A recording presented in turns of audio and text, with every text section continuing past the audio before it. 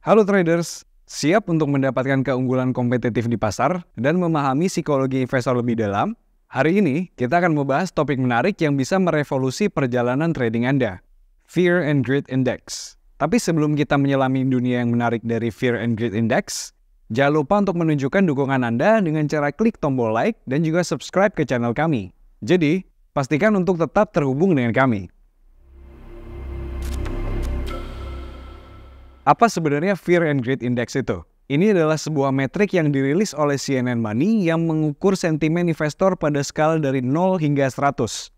Semakin rendah indeks ini, semakin banyak rasa takut di pasar, mengindikasikan potensi undervaluation. Sebaliknya, indeks yang lebih tinggi menunjukkan greed dari kemungkinan overvaluation.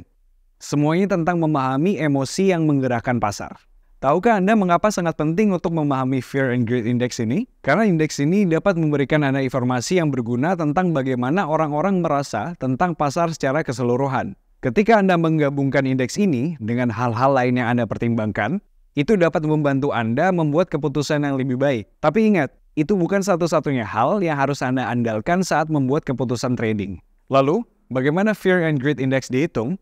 Dihitung dengan melihat 7 indikator penting yang memberikan kita wawasan tentang bagaimana pasar berperilaku. Indikator ini mencakup berbagai aspek pasar, seperti seberapa kuat harga aset, seberapa banyak pasar berayun naik dan turun, seberapa diminatinya junk bonds, momentum pasar, sektor mana yang mendominasi, survei sentimen investor, dan aktivitas call options.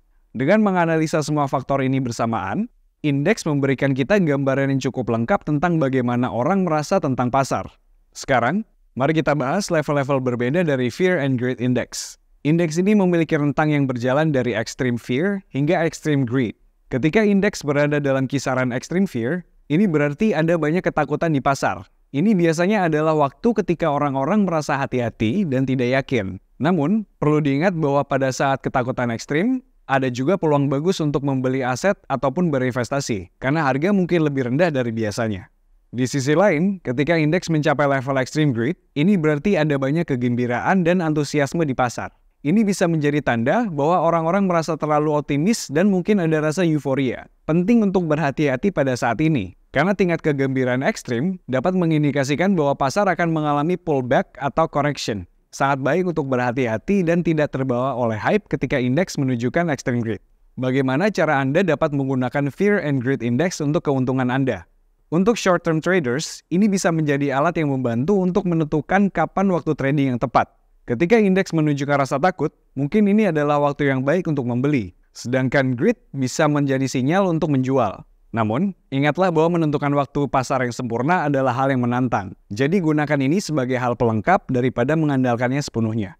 Untuk long-term investors, Fear and Greed Index dapat membantu Anda dalam membuat keputusan investasi. Ketika ketakutan tinggi, pertimbangkan untuk membeli lebih banyak saham dengan harga dengan potensial yang lebih rendah. Sebaliknya, selama periode extreme greed, mungkin bijak untuk berhati-hati dan menilai apakah securities menjadi overvalued. Cara lain Fear and Greed Index bisa membantu adalah dengan menentukan asset allocation Anda.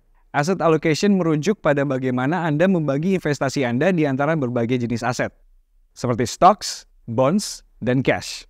Dengan pertimbangan sentimen pasar yang diindikasikan oleh indeks, Anda dapat menyesuaikan alokasi portofolio Anda dan mengelola resiko secara lebih efektif. Selama trend bearish, ketika sentimen pasar takut, mungkin bijaksana untuk meningkatkan alokasi Anda ke cash.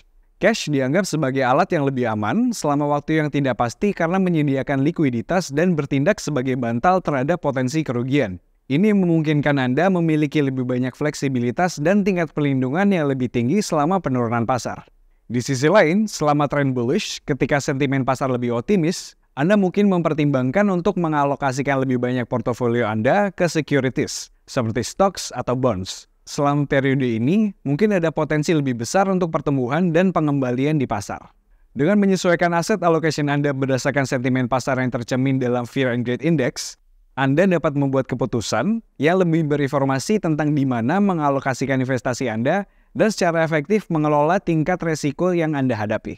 Fear and Greed Index adalah alat yang berharga bagi traders dan investors untuk mengukur sentimen pasar dan membuat keputusan yang berinformasi.